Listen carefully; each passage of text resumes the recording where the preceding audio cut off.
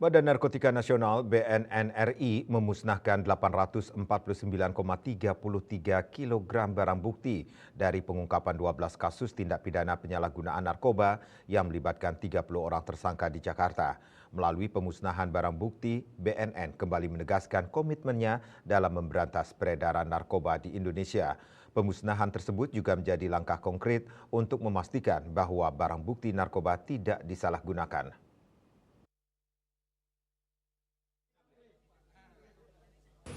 Bertempat di kantor BNN Cawang, Jakarta Timur, Badan Narkotika Nasional (BNN) RI memusnahkan 849,33 kg barang bukti dari pengungkapan 12 kasus tindak pidana penyalahgunaan narkoba yang melibatkan 30 orang tersangka di Jakarta.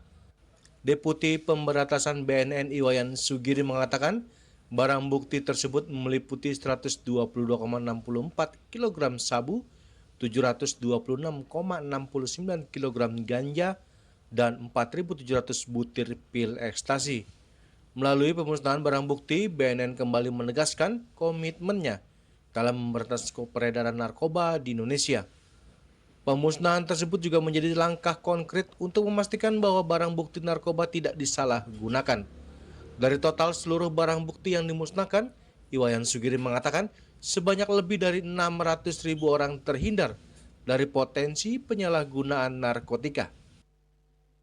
Pengungkapannya ada 15 kasus. Kemudian sekarang saat ini kita musnahkan 12 kasus. 12 kasus dengan barang bukti kita ketahui bersama tadi ganja sekitar 720 kilo, sabu 122 kilo, ekstasi 4.000. Dan juga ada dimusnahkan di Aceh dan di Jambi, juga di Kalimantan Barat. Ini yang kita laksanakan di pusat. Jadi tanggal 3 Maret kemarin kita ekspos rilis, sekarang kita ekspos musnah untuk transparansi pertanggungjawaban Badan Narkotika Nasional Republik Indonesia kepada masyarakat. Jadi tidak ada pikiran-pikiran negatif tentang barang bukti yang disita diapain. Kita lihat semuanya transparansi di sini, dihadiri rekan wartawan, dihadiri oleh rekan-rekan dari LSM, juga penggiat-penggiat anti narkoba, juga dari wartawan, juga dari kejaksaan yang nangani, juga dari Bea Cukai yang nangkap. Jadi itu yang harapan kita, pertanggungjawaban kami BNN kepada masyarakat Indonesia.